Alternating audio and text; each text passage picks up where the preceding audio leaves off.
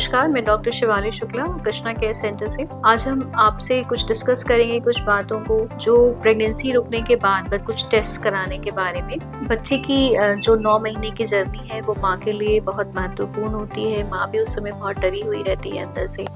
और साथ के लोग भी बहुत डरे हुए रहते हैं। आमतौर पर हम ऐसा देखते हैं कि कुछ लोग जो हमारे पास आते हैं वो हमसे कहते हैं कि मैम टेस्ट कराने की तो कोई जरूरत नहीं है क्योंकि हमें कोई दिक्कत ही नहीं है। तो ऐसे लोगों के लिए ये वीडियो बहुत इंपॉर्टेंट है कि वो देखें कि क्या क्या चीजें हमें टेस्ट कराना चाहिए और उसके क्या क्या फायदे हैं अगर आप उसको समय समय पर कराते रहें। सबसे पहले जैसे ही बच्चा गर्भ में आता है तो हमें एक अल्ट्रासाउंड करा करके वायबिलिटी स्कैन जिसको कहा जाता है वो हमें अल्ट्रासाउंड करा के ये देख लेना चाहिए कि उसमें बच्चा सही जगह पर आया है कि नहीं आया है। वो कहते हैं बच्चेदानी में पहुंचा है कि नहीं पहुंचा है। ऐसा तो नहीं है कि बच्चा बच्चेदानी में ना पहुंच के कहीं और फंसा हुआ है और फिर अचानक से किसी दिन वो आपकी पत्नी के लिए घातक हो सकता है। दूसरी चीज हम उसमें ये देख लेते हैं कि बच्चा अगर आ गया है बच्चेदानी में तो उसमें धड़कन आई है कि नहीं आई, जिसको हम कहते हैं कि उसका हार्ट रेट आया है कि नहीं आया। फिर आप बाद में हम डॉक्टर से पूछते हैं कि डॉक्टर साहब कब बच्चा होगा। तो सबसे अच्छी जो जानकारी हमें ये देता है कि कब बच्चा होगा ये वही पहला अल्ट्रासाउंड होता है जिसको हम शुरुआती दौर पे करते हैं, जिसमें हम जो बच्चे का नाप लेते हैं उसी से हम ये सबसे बेहतर अंदाजा लगा पाते हैं कि बच्चे की डिलीवरी डेट किस मंथ के आसपास पहुंच रही है या किस महीने में आपका बच्चा डिलीवर होने वाला है। वो आपकी बताई हुई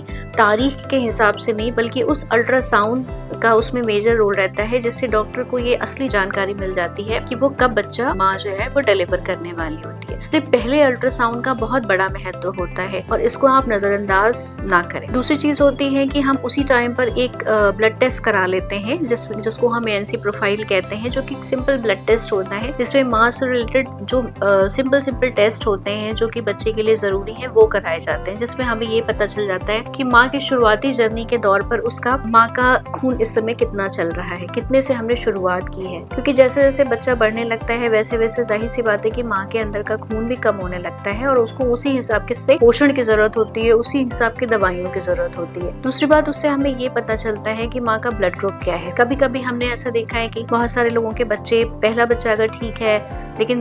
दोबारा 2-3 बार मिसकैरेजेस हो चुके हैं, तो ब्लड ग्रुप का जानना बहुत जरूरी होता है क्योंकि वो आपके अगले बच्चे के लिए बहुत इंपॉर्टेंट होता है। शुगर की जांच समय पर कराना बहुत जरूरी होता है क्योंकि शुगर जैसे बीमारियां, थायराइड जैसे बीमारियां, ये सब प्रेगनेंसी में बहुत उतार चढ़ाव शो करती हैं। बहुत सारी ऐसी महिलाएं जिनका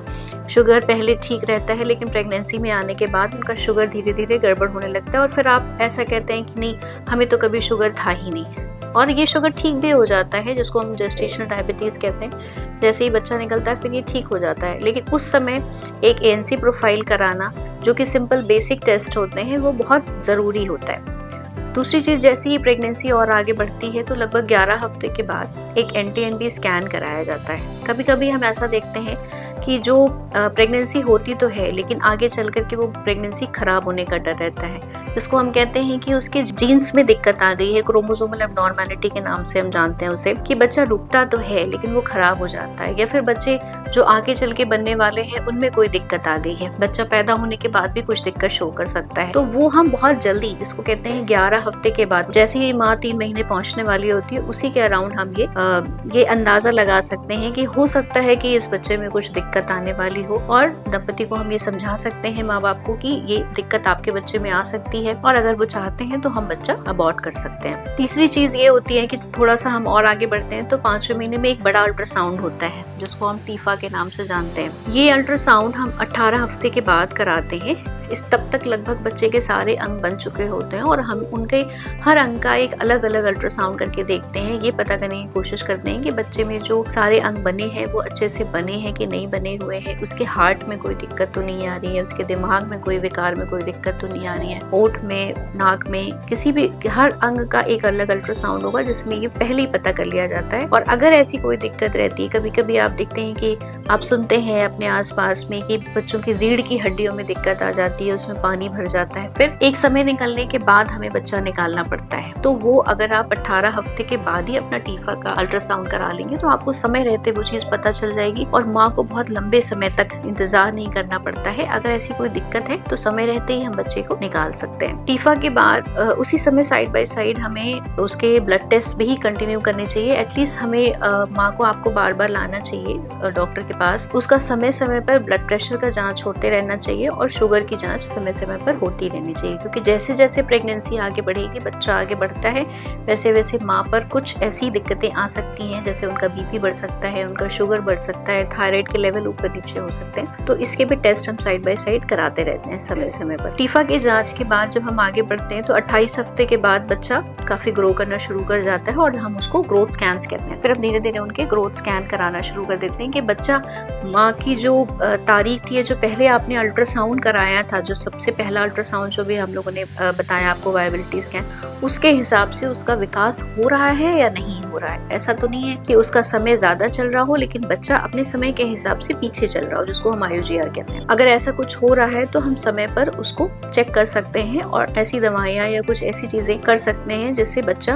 अपने समय के हिसाब से अपना विकास पकड़े, अपने समय के हिसाब से अपनी ग्रोथ पकड़े। फिर आखिरी तक भी हम एक अल्ट्रासाउंड करा करके देखते हैं कि बच्चा सीधा है या उल्टा है, कैसा है, और पानी उसका कैसा चल रहा है, प्लेसेंटा जिसको हम हिंदी में पुराइन कहते हैं, वो कहाँ पर बनी हुई है, जिससे हम ये प्लान करते हैं कि हम इसमें नॉर्मल डिलीवरी का समय माँ को दे सकते हैं या फिर ऑपरेशन करा सकते हैं, क्या कर सकते हैं आगे। तो ये कुछ टेस्ट हैं जो कि बहुत इंपॉर्टेंट होते हैं और ये आकर के कहते हैं कि इन्हें कोई दिक्कत नहीं थी इसलिए हम अभी तक आए नहीं। तो ऐसा ना करें कि समय आपके हाथ से निकल जाए, बच्चा आपके हाथ से निकल जाए, माँ की जान को भी खतरा बढ़ जाए और बच्चे की भी जान को खतरा बढ़ जाए। इसलिए मैंने जो टेस्ट आपको बताए हैं उनको ध्यान में रखें। हम यही चाहेंगे कि आपकी